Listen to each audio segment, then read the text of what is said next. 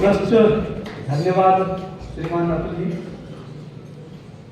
आदरणीय कार्यक्रम के मुख्य अतिथि श्रीमान यतीन्द्र जी, विशिष्ट अतिथि महोदया आदरणीय तारा जी, बहन तारा जी, और कार्यक्रम के अध्यक्ष श्रद्धेय डॉक्टर सूर्य प्रकाश जी, तथा मेरे अनुज आचार्यवृंद एवं मेरे हृदय में सतत निवास करने वाले प्रिय भैयाओं, सर्वप्रथम मैं आपके भीतर विराजमान उस दिव्य परमात्मा को नमन करता हूँ और उनसे आग्रह करता हूँ कि आपकी मेरुदंड सीधी रखें। आप मुझे और मेरे माध्यम से जो उस दिव्य परमात्मा के चंद शब्द निकलेंगे उन्हें ग्रहण करने में आपको समर्थ बनाएं। बच्चों, हम सब लगातार अनेकानेक महात्माओं का, पूर्य आत्माओं का जन्मदिन मनाते हैं, लेकिन ये कागज की पूर्ति मात्र रह जाती है। आज कुछ ऐसा क्यों न करें कि यह सिर्फ कागज की पूर्ति न रहे, अपितु हम इससे प्रेरणा मिले।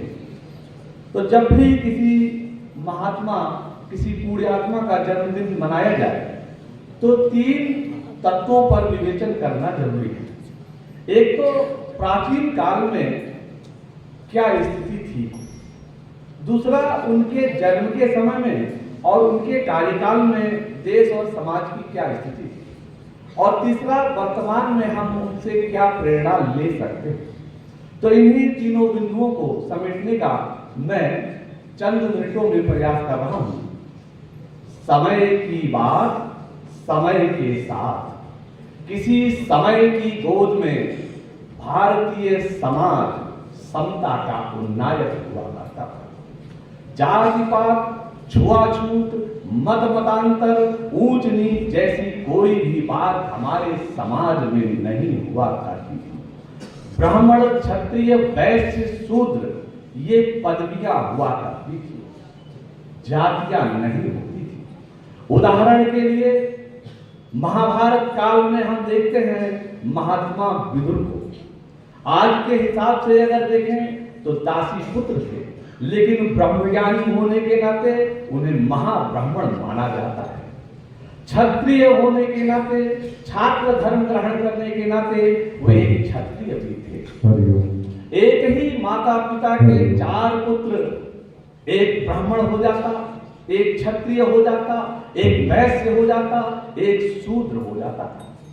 शूद्र स्किल्ड लोग होते थे, कौशल इंजीनियर लोग होते थे, कोई जाति नहीं हुआ करती थी, सर्वत्र सनातन होते थे।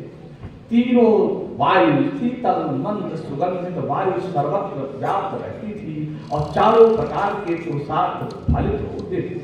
बाबा तुलसीदास जी लिखते हैं कि फूल ही फल ही विटप विधि नाना, गुंज मंतर बेल बिताना, और गुंज मंतर मधुकर श्रेणी, त्रिविध बयारी बहै सुख देनी, सब कहूँ बहै त्रिविध बयारी, सब कहूँ सुलभ पदार्थ जानी। यह कालखंड था श्री राम जी का, परशुराम जी का, लक्ष्मण जी का, भरत जी का, शत्रुघ्न जी का, श्री कृष्ण जी का, अर्जुन का, भीम का, नकुल का, सहदेव का, भीष्म पितामह का। इस कालखंड में सर्वत्र भारत की ही सत्ता हुआ करती थी, लेकिन मूल था प्रेम। समय की बात समय के साथ, काल चक्र का एक चक्र और पूरा हुआ। गाछ वृक्षों के अनेकों पात उगे और झड़ गए, असंख्य नदियों का पानी समंदर में गया, असंख्य सूर्य उदित हुए और अस्त हुए।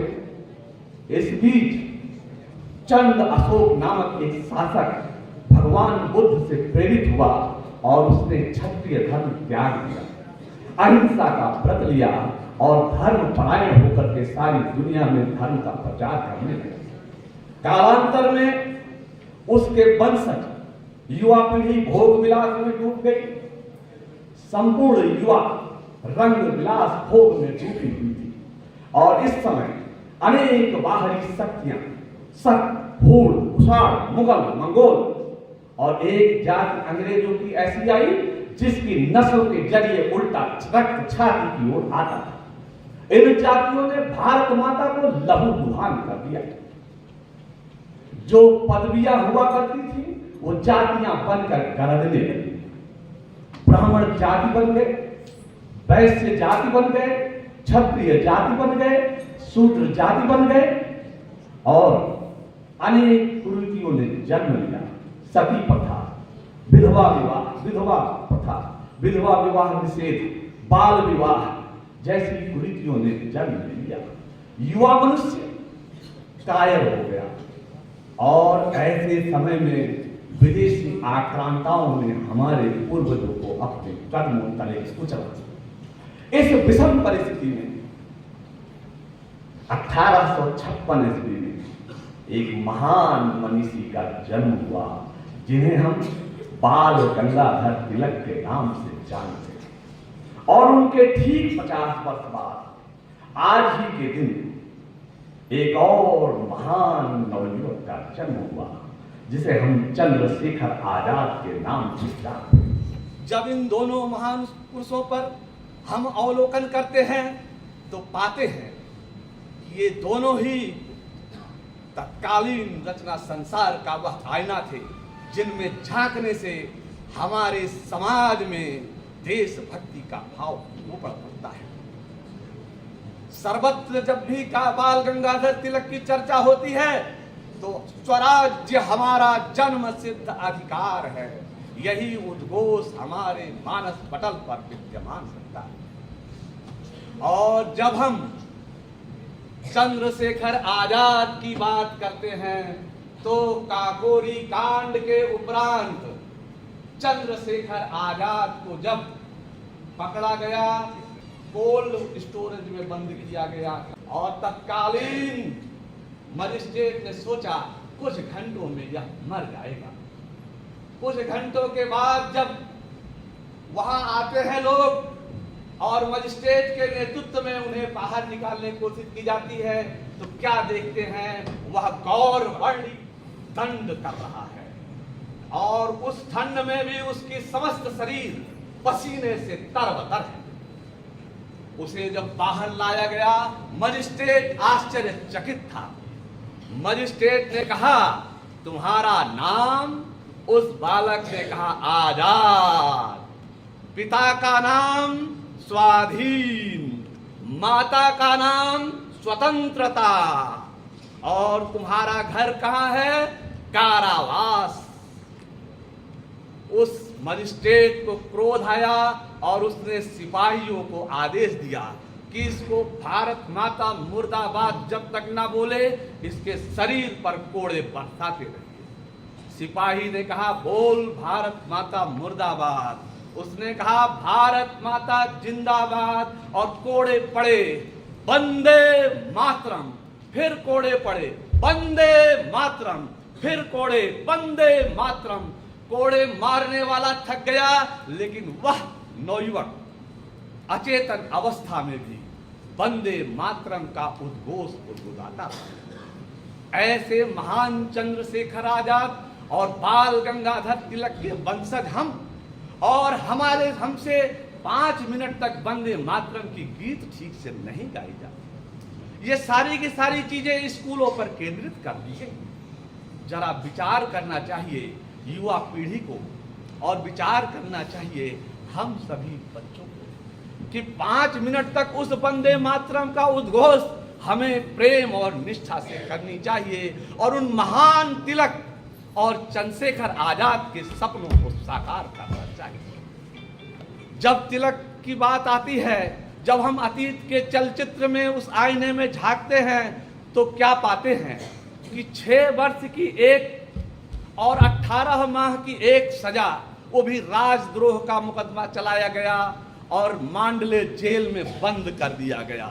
उस जेल का कमरा कैसा था? मात्र 7 फुट लंबा और 2.5 फीट चौड़ा था, जहां ढंग से खड़ा हुआ नहीं जाता था। उस कारावास में भी महान तिलक ने गीता रहस्य लिख डाली और वह गीता रहस्य जब 1915 में प्रकाशित हुई तो संपूर्ण देश में 5000 प्रतियां पहले ही संस्करण में बिक गई। ऐसे महान पुरुषों के वंशज और हम पाश्चात्य संस्कृति की ओर झांकते हैं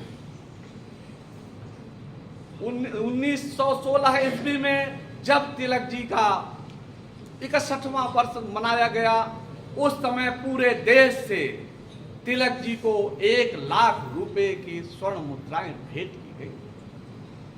और एक प्रसंग अतीत में झांकने पर मुझे पुनः चंद्रशेखर आजाद का याद आता है।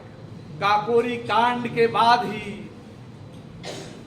धन संग्रह जो हुआ था लूट का, वह आजाद जी के ही मार्गदर्शन में था। गांव के किसी आजाद के मित्र को पता लगा और वह आया। उसने कहा कि आपके माता पिता हफ्ते से उन्होंने भोजन नहीं किया है, बीमार हो गए हैं, घर में गरीबी है, शरीर पे ढंग के वस्त्र नहीं हैं, आओ कुछ असरफियां हमें दे दो और हम उन असरफियों से आपके माता पिता की इलाज करेंगे और उन्हें भोजन देंगे। तब उस महापुरुष ने कहा, 1 सप्ताह बाद मैं आऊंगा और अगर तुम मेरे माता पिता को भोजन नहीं दे सकते, उनकी देखभाल नहीं कर सकते, तो इसी बंदूक से 2 गोलियां एक माता के और एक पिता के शरीर पे चलाऊंगा। लेकिन भारत माता के लिए संकलित यह धन किसी भी हालत में मैं अपने माता पिता पर व्यय नहीं करूंगा। ऐसे महान चंद्रशेखर आजाद और ऐसे महान बाल गंगाधर तिलक के जन्म के अवसर पर हम लोग यहाँ पर देखते हैं और उनसे हमें प्रेरणा लेनी चाहिए। जब तिलक की बात आती है तो तिलक एक कट्टर ब्राह्मण, लेकिन पदवी की बात कर रहा हूं मैं, जनेऊधारी की बात नहीं कर रहा हूं। और चंद्रशेखर आजाद भी कट्टर ब्राह्मण, यह भी पदवी की ही बात है, जाति की बात नहीं है।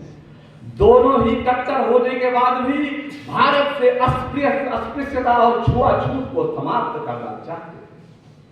तिलक जी चिंतक थे, विचारक थे, जन्मसिद्ध के उद्घोष का नारा दिया तो आजाद जी ने आजीवन उस नारे का वहन किया।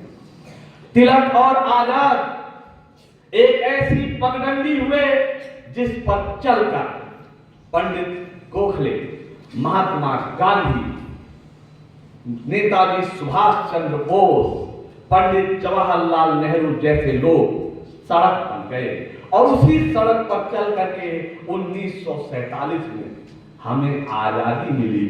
कुछ मूर्ख कहते हैं कि ना तो हिंसा हुई, ना खटक लिया और ना ढाल ली, देश को आजादी मिल गई। यह संभव नहीं था। जिस गांधी को अंग्रेज ट्रेन से बाहर फेंक देते हैं और उस गांधी जी की अहिंसा पर मात्र आजादी मिल जाएगी, संभव नहीं है।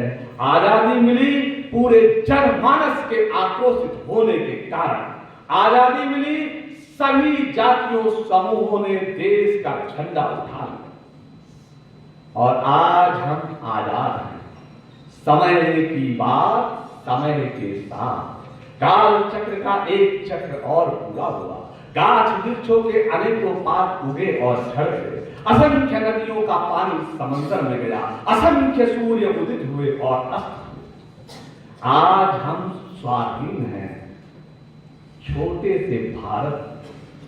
आज हमें स्वतंत्रता प्राप्ति की जरूरत नहीं है, लेकिन जरूरत है उस स्वतंत्रता को बनाए रखने की। आज हमें उनसे प्रेरणा लेनी है, तो प्रेरणा किस प्रकार से लेनी है? आज हमें किसी से युद्ध नहीं करना है। ऐसा नहीं कि सिर्फ सेना में भर्ती होकर के ही हम सही हम जो है देशभक्त हो सकते हैं। अभी हमारे रास्ते में कहीं प्लास्टिक का कोई रैपर गिरा है, यदि हमने उस रैपर को उठा करके डस्टबिन में डाल दिया तो हमने अपने देश के सौंदर्य बोध को बढ़ाया। और जब देश का सौंदर्य बोध बढ़ा तो शक्ति बोध बढ़ा, और शक्ति बोध बढ़ा तो देश शक्तिशाली हुआ। आज हमें कहीं नल की टोटी खुली हुई है, उसको बंद कर दिया तो जल संचय कर हमने चौथे विश्व युद्ध को होने से रोका।